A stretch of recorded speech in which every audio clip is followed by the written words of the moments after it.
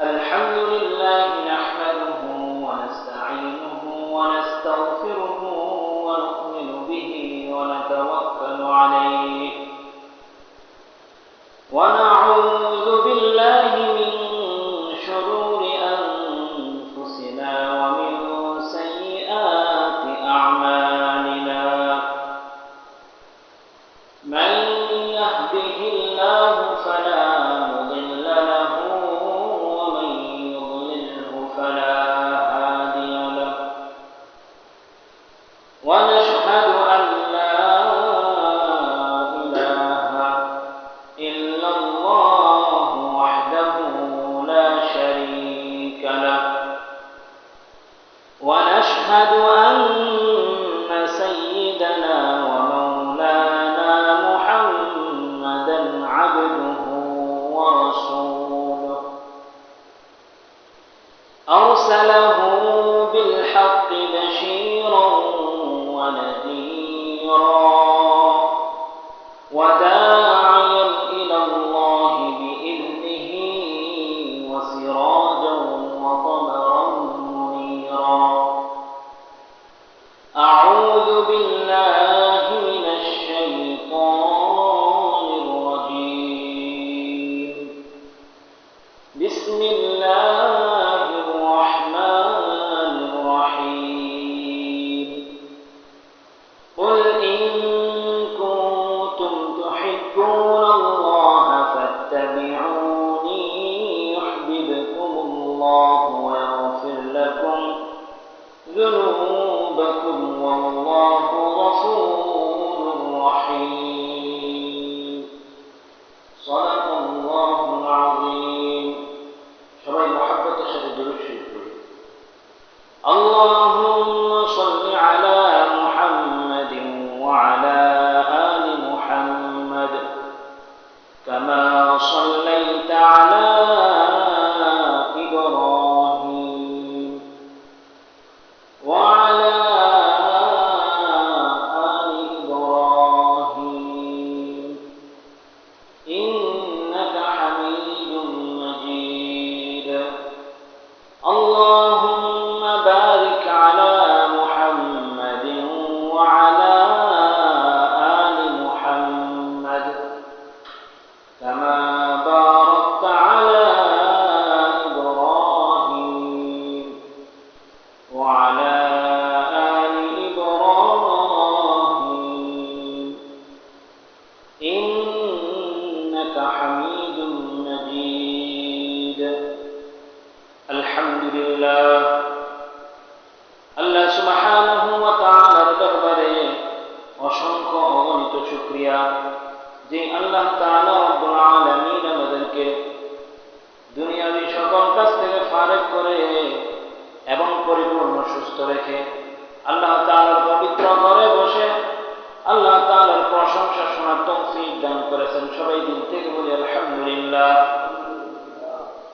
কোরআনে কারীম থেকে যে আয়াতখানা তেলাওয়াত করা হলো কুল ইন কুনতুম তুহিব্বুনাল্লাহ, হে নবী আপনি আপনার উম্মতদেরকে জানিয়ে দিন তুহিব্বুনাল্লাহ, যদি আপনাকে ভালোবাসতে চায়, আপনাকে মহব্বত করতে চায়, তাহলে যেন ফাত্তাবিউনি, তারা যেন আপনার ইত্তেবা করে, আপনার অনুসরণ করে, আপনার অনুগত্য করে, আপনাকে ফলো করে, আপনার কথা মতন আপনার জীবন দেখার মতন এবং পরিচালনা করে। ইউহিব্বুকুমুল্লাহ, তারা যেন আমার রাসূলকে মহব্বত করলো, মানে আমাকে মহব্বত করলো। ওয়া ইয়াগফির লাকুম যুনুবাকুম, আমি তাদের জীবনের সমস্ত গুনাহগুলো ক্ষমা করে দেই। ওয়াল্লাহু গফুরুর রহিম, কেননা আমি আল্লাহ তাআলা ক্ষমাশীল। আল্লাহ রাব্বুল আলামিন বলেন কুল ইন কুনতুম তুহিব্বুনাল্লাহ, তোমরা যদি আমাকে ভালোবাসতে চাও তাহলে তোমরা আমাদের সাহাবীদের মতন ভালোবাসার চেষ্টা করো। হযরত উমর রাদিয়াল্লাহু তাআলা আনহু, তিনি একজন সাহাবী ছিলেন যিনি সর্বপ্রথম মসজিদ নির্মাণ করেন। নবী করিম সাল্লাল্লাহু আলাইহি ওয়াসাল্লামের পাশে সব সময় থাকতেন। তিনি চিন্তা করলেন, আল্লাহ রাসূল সাল্লাল্লাহু আলাইহি ওয়াসাল্লাম সব সময় নামাজ পড়েন, কষ্ট করেন, যদি আমি একটা মসজিদ নির্মাণ করতে পারি তাহলে আল্লাহ রাসূল সাল্লাল্লাহু আলাইহি ওয়াসাল্লাম সেই মসজিদের ছায়ার ভিতর সব সময় নামাজ পড়তে পারবেন। যখন ক্লান্ত হয়ে যাবেন তখন বিশ্রাম নিতে পারবেন, সাহাবারা সবাই একসাথে নামাজ পড়তে পারবেন। সর্বপ্রথম ইসলামের ভিতর হযরত ওমর রাদিয়াল্লাহু তাআলা আনহু মসজিদ নির্মাণ করেন কুবা নামক স্থানে। তিনি যখন ইসলাম গ্রহণ করলেন তার উপরে এত অত্যাচার হয়েছিল। হাদিস শরীফে আসছে ওনার মা ছিলেন হযরত সুমাইয়া রাদিয়াল্লাহু তাআলা আনহা, হযরত আম্মার রাদিয়াল্লাহু তাআলা আনহুর পিতা ছিলেন ইয়াসির রাদিয়াল্লাহু তাআলা আনহু। তারা ইসলামকে কতটা মহব্বত করেছিলেন, আল্লাহর রাসূলকে কত মহব্বত করেছিলেন, আল্লাহ তাআলাকে কত মহব্বত করেছেন তাদের জীবনী দেখলে বোঝা যায়। হযরত আম্মার রাদিয়াল্লাহু তাআলা আনহু যখন ইসলাম গ্রহণ করলেন, হযরত ইয়াসির রাদিয়াল্লাহু তাআলা আনহু ইন্তেকাল করেন, কিন্তু তখন হযরত আম্মার রাদিয়াল্লাহু তাআলা আনহুর মা জীবিত ছিল। যখন ইসলাম গ্রহণ করলেন তখন মক্কার মানুষগুলো ওনাদের উপর অত্যাচার করতেছিল। মক্কার মানুষগুলো এমন অত্যাচার করত হযরত সুমাইয়া রাদিয়াল্লাহু তাআলা আনহার উপর। নবী করিম সাল্লাল্লাহু আলাইহি ওয়াসাল্লাম যখন রাস্তা দিয়ে হাঁটতেন আর যখন সুমাইয়া রাদিয়াল্লাহু তাআলা আনহাকে দেখতেন, দেখার পর চোখের পানি ছেড়ে দিতেন আর বলতেন, হে সুমাইয়া, এই দুনিয়ার কষ্ট কোনো কষ্ট নয়, তুমি শুনে রাখো আল্লাহ রাব্বুল আলামিন তোমার পিছনের সমস্ত গুনাহগুলো মাফ করে দিচ্ছেন এবং আল্লাহ তাআলা তোমাকে জান্নাতের সুসংবাদ দিচ্ছেন। সুবহানাল্লাহ। আল্লাহ রাসূল সাল্লাল্লাহু আলাইহি ওয়াসাল্লাম সব সময় বলতেন, হে সুমাইয়া, আজকে তোমাকে মরুভূমির ভিতরে এরকম কষ্ট দেওয়া হচ্ছে। হযরত সুমাইয়া রাদিয়াল্লাহু তাআলা আনহাকে লোহার কাপড় সব সময় পরাইয়া দিতেন। সকালবেলা যখন রৌদ্রের মাঝে দাঁড় করাই দিতেন, আকাশের সূর্যের তাপ যখন বেড়ে যেত তখন সুমাইয়া রাদিয়াল্লাহু তাআলা আনহার যে পোশাকটা ছিল লোহার পোশাক, তা গরম হয়ে যেত। গরম হয়ে যাওয়ার কারণে সুমাইয়া রাদিয়াল্লাহু তাআলা আনহার এরকম শরীরের মধ্যে ঠোসা পড়ে যেত, কিন্তু এমন শাস্তি দিত কখনোই তাদেরকে ছেড়ে দেওয়া হইত না। তাই যখন নবী দেখতেন সবসময় একই সান্ত্বনা দিতেন, কারণ আল্লাহর রাসূলের কোনো করার কোনো কিছু ছিল না। সবসময় গিয়ে বলতেন, সুমাইয়া, তুমি কোনো টেনশন করো না, তুমি নিশ্চিত থাকো, আল্লাহ তাআলা তোমাকে জান্নাত দিবেন।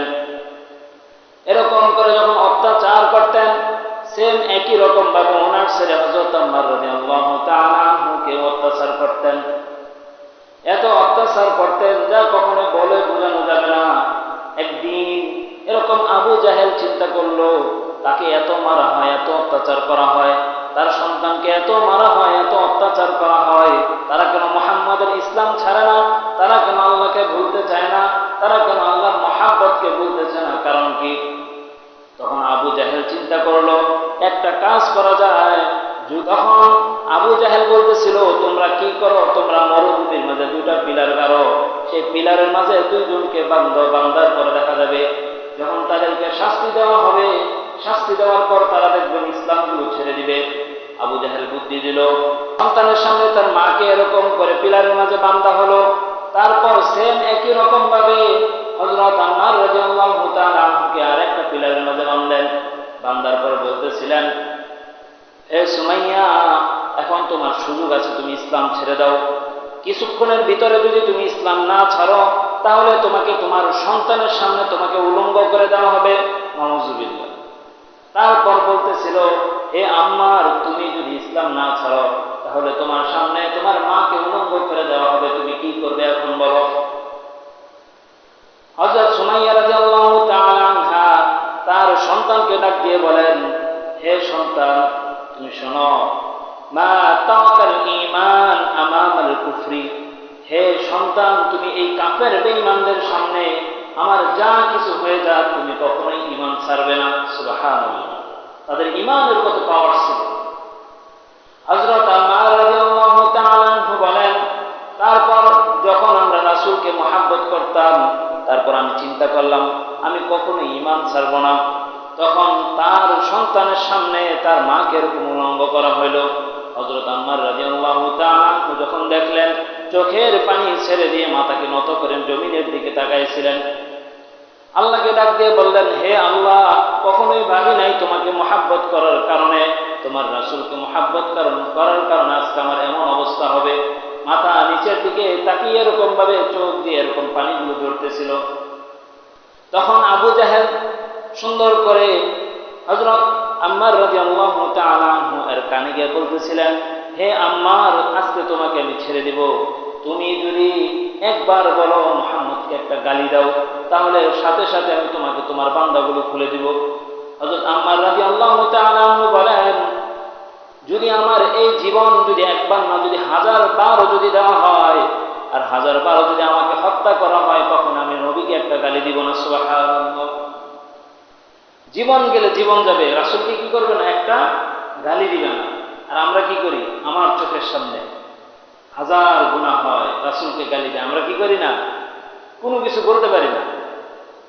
সেম একই রকম ভাবে বারবার বলার পরও যখন আম্মার রাদিয়াল্লাহু তাআলা ঈমান ছাড়লেন না, বারবার বলতেছিলেন, 1000 মারলেও আমি ঈমান ছাড়ব না, আমাকে হত্যা করলেও ঈমান ছাড়ব না। তখন আবু জাহেল কি করলো, হযরত সুমাইয়া রাদিয়াল্লাহু তাআলা লজ্জাস্থানে বর্ষা দিয়ে আঘাত করলো, লজ্জাস্থানে আঘাত করলো। তারপর বলতেছিল, এখন সময় আছে, তুমি ইসলাম ত্যাগ করো, তোমাকে আমি ছেড়ে দিব। 1000 বার পরার পর বলতেছিল, আমাকে যদি হত্যা করাও হয়, তারপর আমি মুহাম্মদের ধর্ম ছাড়ব না। সুবহানাল্লাহ। সর্বপ্রথম ইসলামের ভিতরে যে নারী সাহাবী শহীদ হন, তিনি হলেন হযরত সুমাইয়া রাদিয়াল্লাহু তাআলা আনহা। ওনাকে লজ্জাস্থানে বর্ষা দিয়ে আঘাত করতে করতে দুনিয়া থেকে বিদায় দেওয়া হয়।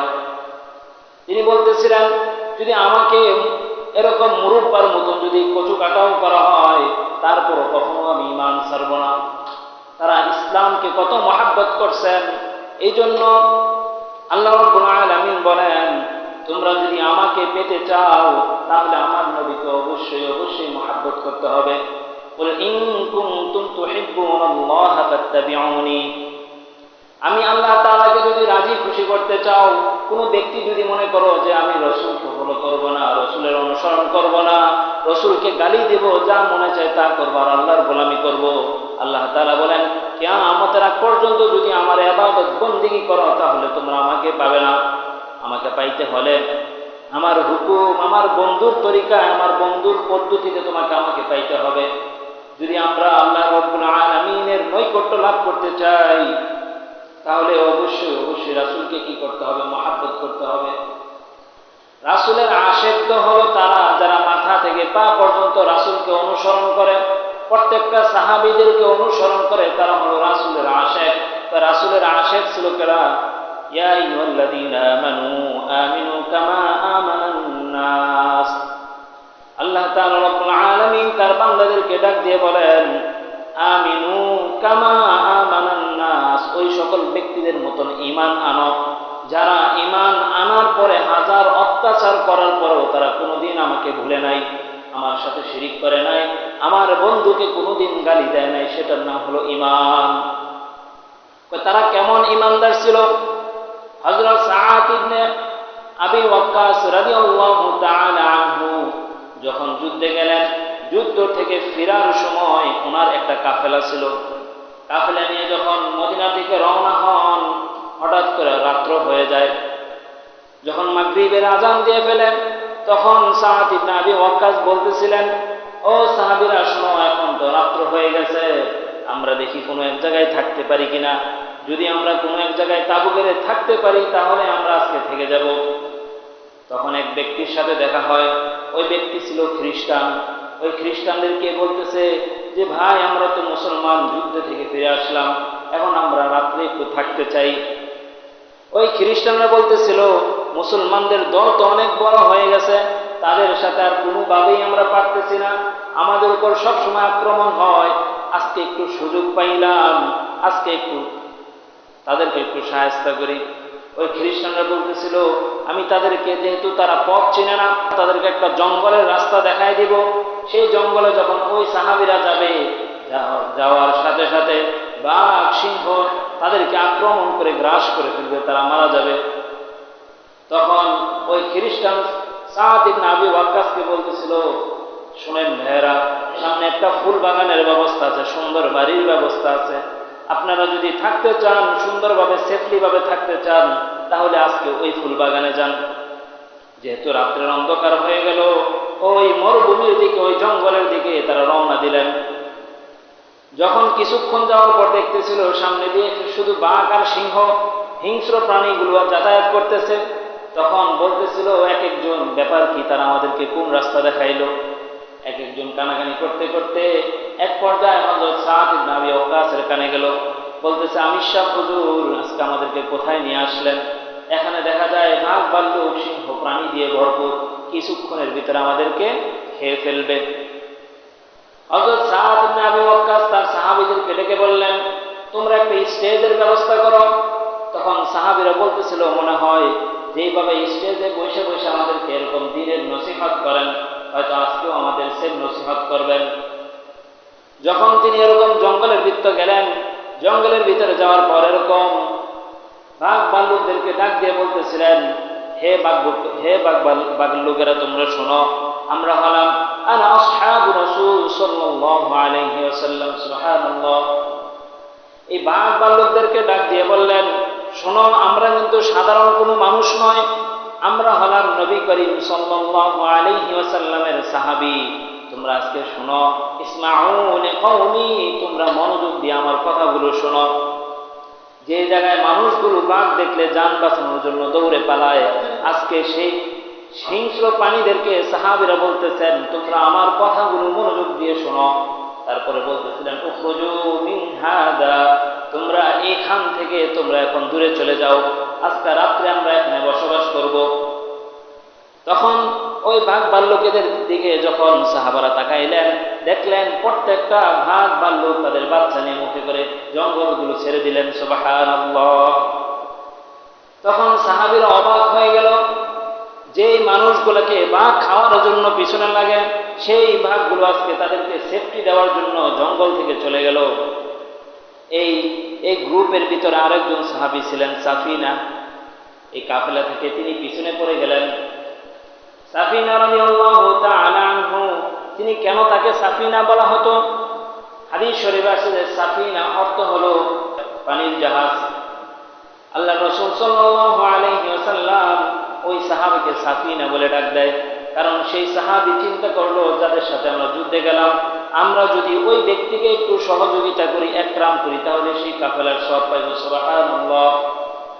তখন সাফিনা রাদিয়াল্লাহু তাআলা আনহু সাহাবাদেরকে বললেন, তোমরা যুদ্ধের আসবাবপত্র যদি না নিতে পারো, তাহলে আমাকে দাও, আমার ব্যাগের ভিতরে দাও, আমি গাড়ি করে তোমাদের জিনিসপত্রগুলো নিব। যখন এই যুদ্ধের কাফেলার যে জিনিসপত্র ছিল, সেইগুলো নিয়ে যেহেতু রওনা দিলেন, রওনা দেওয়ার কারণে তিনি পিছিয়ে পড়ে গেছেন। যখন পিছিয়ে পড়ে গেলেন, তখন ওই জঙ্গলের দিক খ্রিস্টানরা দেখাই দিল, যাও তোমরা ওদিকে যাও, হয়তো তোমাদের কাফেলা কোন সময় বাঘে খেয়ে ফেলছে, গিয়ে দেখবে। ওই সাফিনাকে বললেন, যাও, এই রাস্তায় গেলে তোমরা তোমাদের মুসলমানদের কাফেলা পাইবে। কিছুক্ষণ যাওয়ার পর দেখতেছেন বাঘের কোনো অভাব নাই, একটু পর পর সামনে দিয়ে বাঘ যাতায়াত করতেছে। উনি কিছুটা ভয় পেয়ে গেলেন। ভয় পেয়ে যাওয়ার পর বলতেছিলেন, ও বাঘ বাবা, তুমি আমার কাছকে খাইও না, আমি সাহাবীদের আসবাবপত্র কাঁধে নিয়ে আমি তাদের জিনিসপত্র তাদেরকে যদি পৌঁছাই দিতে না পারি, তাহলে বড় পেরেশান হয়ে যাবে। ওই বাঘকে ডাক দিয়ে বললেন যে, আনা ইন্নী আসহাবু রাসূল সাল্লাল্লাহু আলাইহি ওয়াসাল্লাম, নিশ্চয় আমি রাসূল সাল্লাল্লাহু আলাইহি ওয়াসাল্লামের সাহাবী, তুমি আমাকে আজকে খেও না। যখন রিকোয়েস্ট করলেন, সাথে সাথে বাঘটা সুন্দর করে ঘুরে গেলেন। ঘুরে গিয়ে ওই সাহাবীকে বললেন যে, তুমি আমার দিক ফলো করো। লেজ লাড়া দিতে দিতে এরকম জঙ্গলের দিকে গেলেন। ওই সাহাবী আর বুঝতে বাকি ছিল না, নিশ্চয়ই যেহেতু বাঘটা আমাকে আক্রমণ করে নাই, যেহেতু তার মুখটা ফিরিয়ে নিছে, অবশ্যই সে আজকে রাহাবারগিরি করবে। তখন হযরত সাফিনা রাদিয়াল্লাহু তাআলা আনহু বাঘকে ফলো করলেন। বাঘকে ফলো করতে করতে গিয়ে দেখেন তাদের সেই কাফেলা বৈশা বয়ান করতেছে। সুবহানাল্লাহ।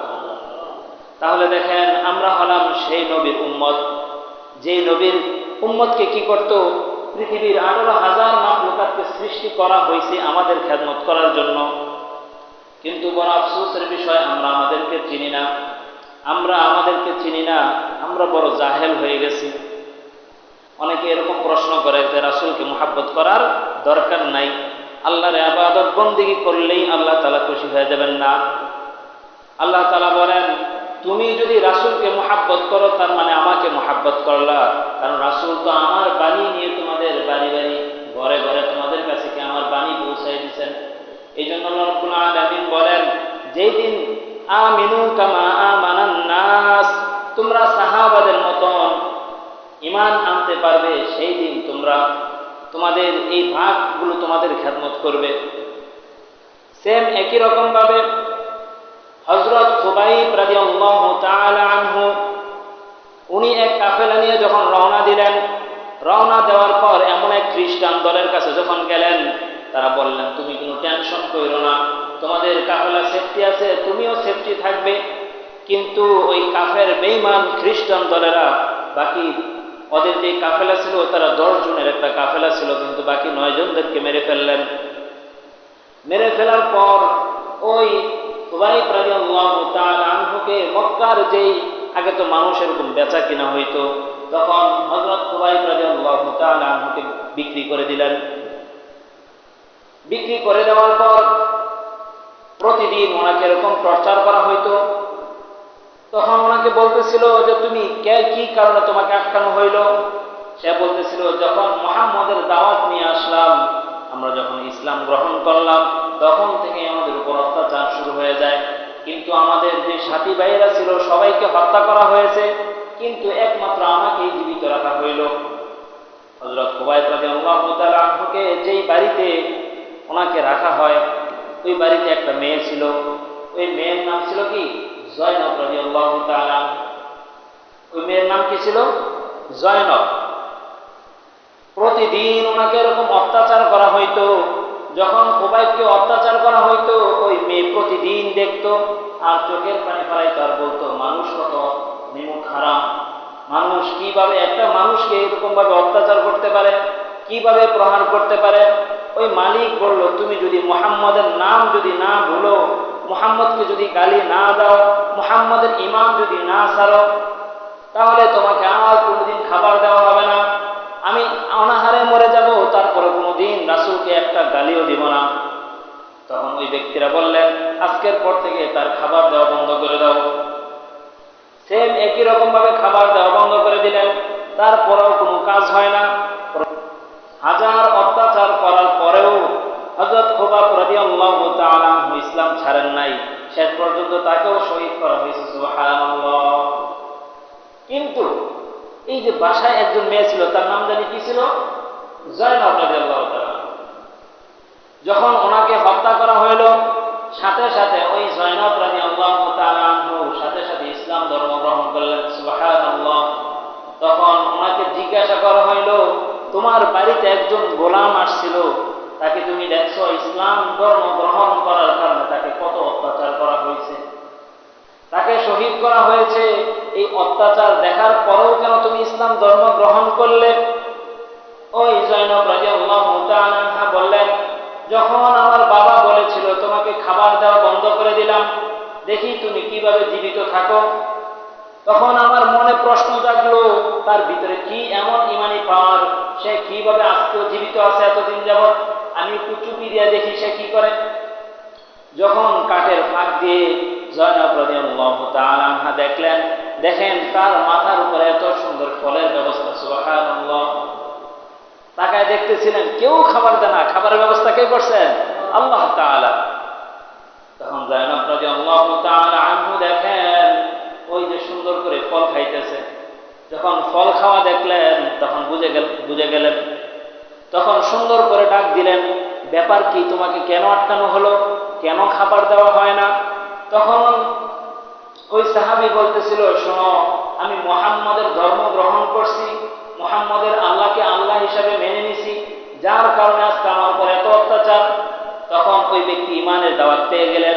যখন শহীদ করা হলো, তিনি চিনতে পারলেন, বুঝতে পারলেন অবশ্যই সেই ইসলাম ধর্মটা কি সত্য, সাথে সাথে ইসলাম ধর্ম গ্রহণ করলেন। এই জন্য আল্লাহ রাব্বুল আলামিন বলতেছেন, ইয়া আইয়ুহাল্লাযীনা আমানু আমিনু কামা আমানান নাস।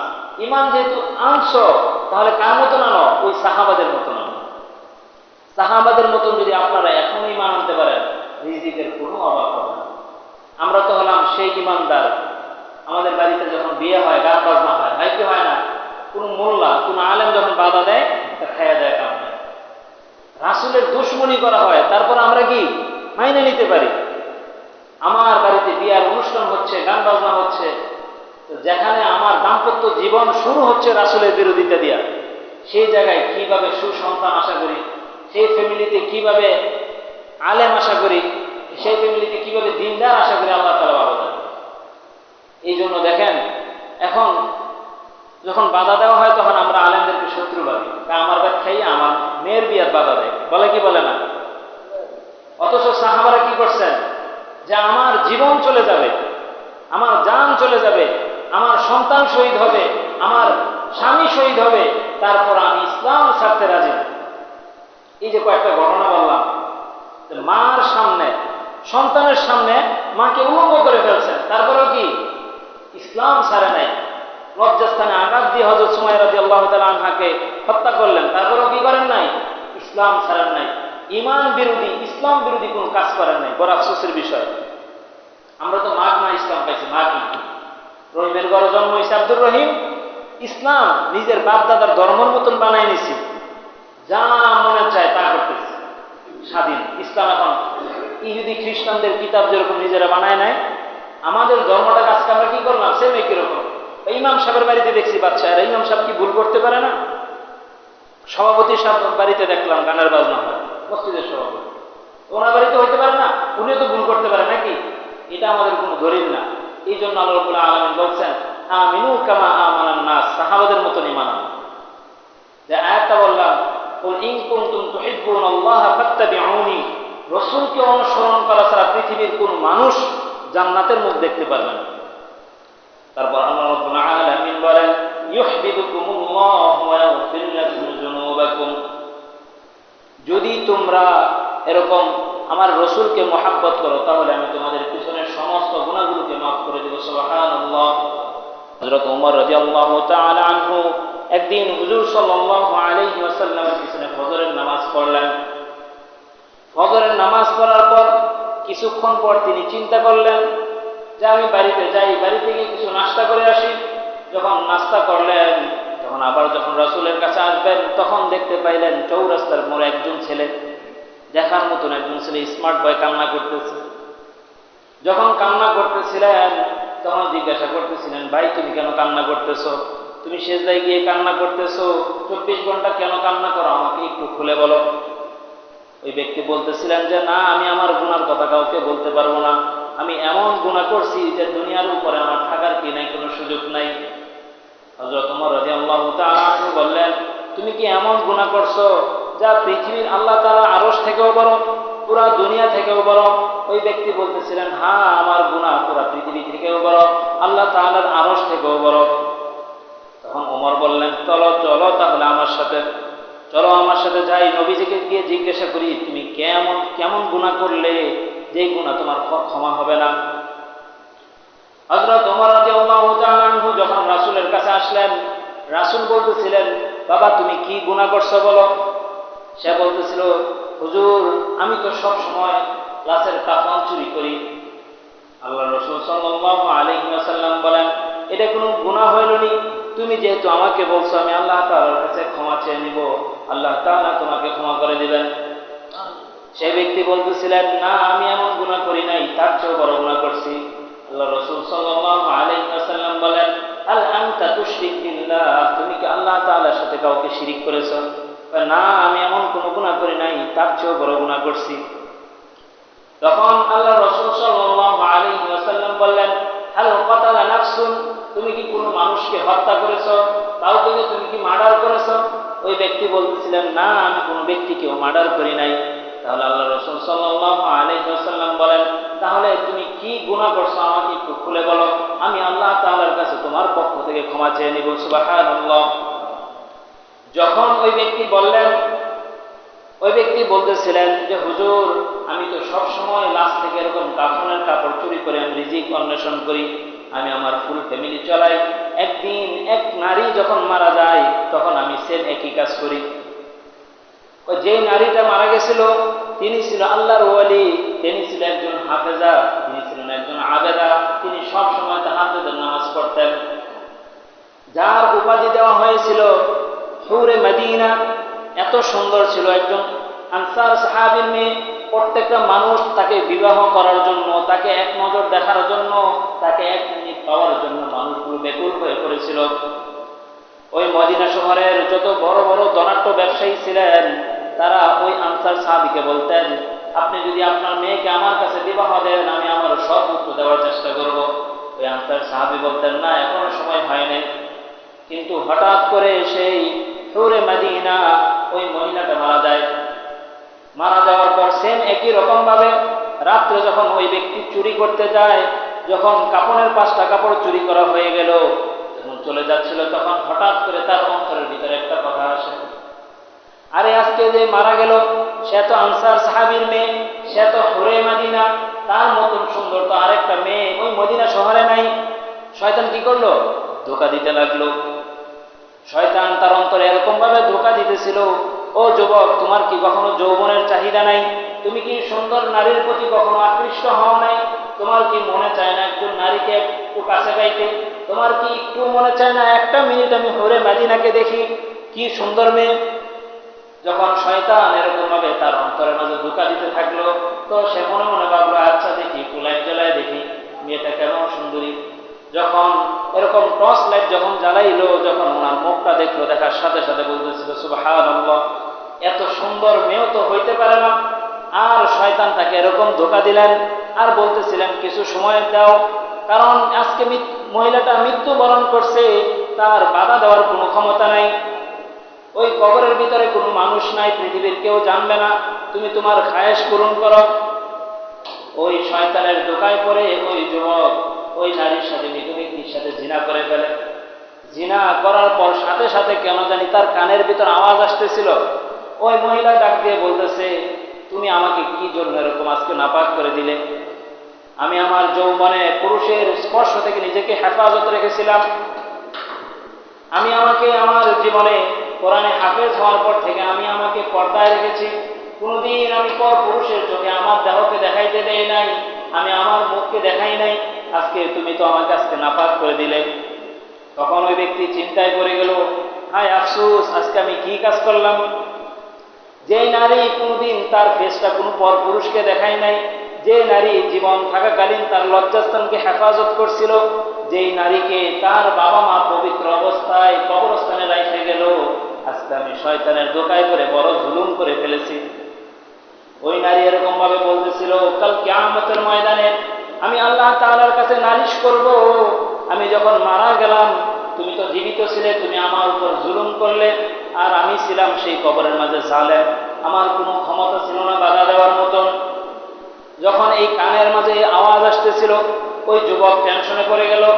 সাথে সাথে তার কাপড়গুলো, হাতের কাপড়গুলো কবরস্থানে ফালাইয়া সাথে সাথে একটা দৌড় দিল। এই কাহিনী যখন আল্লাহ রসুল সাল্লাল্লাহু আলাইহি ওয়াসাল্লামের কাছে বললেন, আল্লাহ রসুল বললেন, তুমি এমন এক গুনাহ করছো, তুমি এমন এক মেয়ের সাথে জিনা করছো, যে মেয়েটা নিজের সতীত্বকে সবসময় সেফ রাখছিল, যে মেয়েটা সবসময় তাহাজ্জুদের নামাজ পড়তো, যে মেয়েটা সবসময় আল্লাহ তাআলার ইবাদত বন্দেগী করত।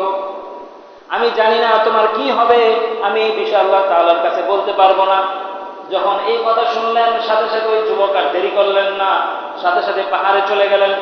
চিন্তা করলেন, আল্লাহ রসুল যদি কোনো লানত দিয়ে দেয় তাহলে আল্লাহ তাআলা সাথে সাথে কবুল করে ফেলবেন।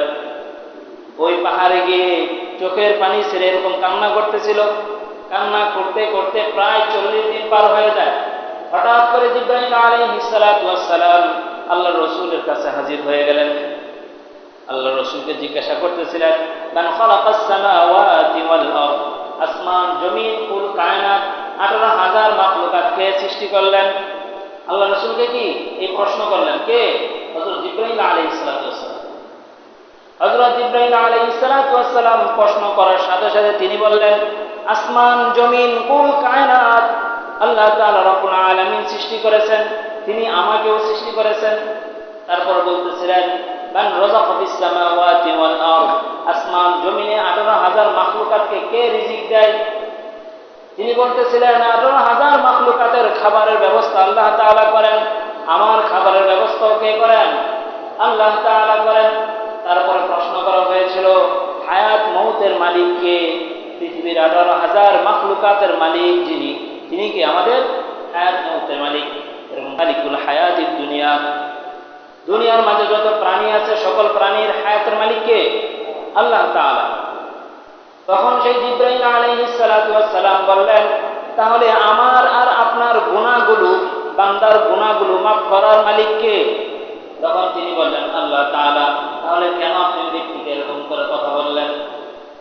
এর থেকে বড় গুনাহ কি আমরা কখনো করছি? এর থেকে বড় গুনাহ আমরা করি নাই। শয়তান আমাদেরকে ধোঁকা দিবে প্রায়ই। হায় আফসোস, জিনা করে ফেলেছো, সুদ খেয়ে ফেলেছো, ঘুষ খেয়ে ফেলেছো, সুযোগ পেয়ে মার্ডার করে ফেলেছো, কেউ জানে না, আল্লাহ তো জানে। বলে কি বলে না শয়তানে? আল্লাহ তাআলা বলেন কোন ব্যক্তি যখন ঈমান আনে আমিনু কামা আমানান নাস, তখন আল্লাহ তাআলা তার পিছনের সমস্ত গুনাহগুলো মাফ করে দেন। সুবহানাল্লাহ। শুধু গুনাহ মাফ করেন আর কি করেন? আল্লাহ রাব্বুল আরেক আয়াতে বলেন ইল্লা মান তাবা ওয়া আমানা ওয়া আমিলা আমালান সালিহান ফাউলাইকা ইউবাদদিলুল্লাহু সাইয়্যাতিহিম হাসানাত। সুবহানাল্লাহ। আল্লাহ তাআলা বলেন কোন বান্দা যখন তওবা করে, কি করে? তওবা করে, তার পিছনের যত গুনাহ আছে সব আল্লাহ তাআলা কি করে দেন? মাফ করে দেন। আবার যে গুনাহগুলো করছিল প্রত্যেকটা গুনার বিনিময়ে একটা কি করেন? সওয়াব আল্লাহ তাআলা দান করেন। সুবহানাল্লাহ। এটা আল্লাহ তাআলার কথা, কোরআনের আয়াত বললাম। তার মানে আমাদের কোনো টেনশন নাই। যত বড় গুনাহ তত বড় কি অফার। গুনাহ যত বেশি হবে এর বদলে আল্লাহ তাআলা কি দিবেন? বেশি নেক দিবেন। কিন্তু ইল্লা মান তাবা ওয়া আমানা ওয়া আমিলা সালিহান, তওবা করতে হবে। তওবা করে এই জীবনের যত পাপ আছে সবগুলো কি করতে হবে? ছেড়ে দিতে হবে। আর রাসূলকে সবচেয়ে বেশি মুহাব্বত করতে হবে। রাসূলের পথ যদি আমরা অনুসরণ করতে পারি, সব কোরআনের আয়াত থেকে বলছি, আমাদের জীবনে আর কোনো কি থাকবে না? কোনো গুনাহ থাকবে না। আপনারা যদি মনে করেন একদল আছে, আমরা দেখি যে আল্লাহ দরকার নাই, রাসূল হলেই চলবে। কেউ বলে রাসূল দরকার না, আল্লাহ হলেই চলবে। দুটোটাই কি কুফরি কথা। আল্লাহকে পেতে হলে রাসূলকে কি করতে হবে? অবশ্যই অবশ্যই লাগবে। আপনি যখন নামাজ পড়বেন, মন মতন করার সুযোগ আছে, রাসূলের তরিকায় পড়তে হবে না? আল্লাহ তাআলার নৈকট্য লাভ করতে হবে। লাভ করার জন্য কার তরিকা দরকার? রাসূলের তরিকা দরকার। এই জন্য রবিউল আউয়াল মাস অনেকে জশ্ন জুলুস করবেন, এই করবেন সেই করবেন। তার থেকে বেশি জরুরি নিজের ঈমানকে ঠিক করা। আমরা আশিকে রাসূল একদিন, আল্লাহ রাসূল বলছে আশিকে রাসূল একদিন হলে হবে না, আশিকে রাসূল মৃত্যুর আগ পর্যন্ত হইতে হবে। কিসের আগ পর্যন্ত? মৃত্যুর আগ পর্যন্ত। একদিন জিলাপি খাইলে কি কাজ হবে? মৃত্যুর আগ পর্যন্ত। এই যে কয়েকটা ঘটনা বললাম শর্ট শর্ট করে, এই ঘটনাগুলো বলার একটাই কারণ যে সাহাবারা তাদের জীবন দিয়ে দিচ্ছেন, তারপর রাসূলের সাথে বেঈমানি করেন নাই। বেঈমানি কেমন? রাসূল যেটা করেন নাই সেটা করে রাসূলের নামে চালায় দেওয়া। ইতিহাস করে দেখবেন কখনই জশ্ন জুলুস মিছিল এগুলো ছিল না, এগুলো নতুন বের হয়েছে। কিন্তু আমরা অনেকে এগুলোর পিছনে আছি, মনে করি যে নামাজ পড়ে না করে একদিন মিছিল করে শহীদ হইতে পারলে বুঝে জান্নাত। না, আল্লাহ তাআলা রাব্বুল আলামিন আমাদেরকে সাহাবাদের মতো জীবন গড়ার তৌফিক দান করুন। দুনিয়ার সকল বেদাত এরকম ইসলাম বিদ্বেষী কাজ থেকে আল্লাহ তাআলা আমাদেরকে হেফাজত করুন।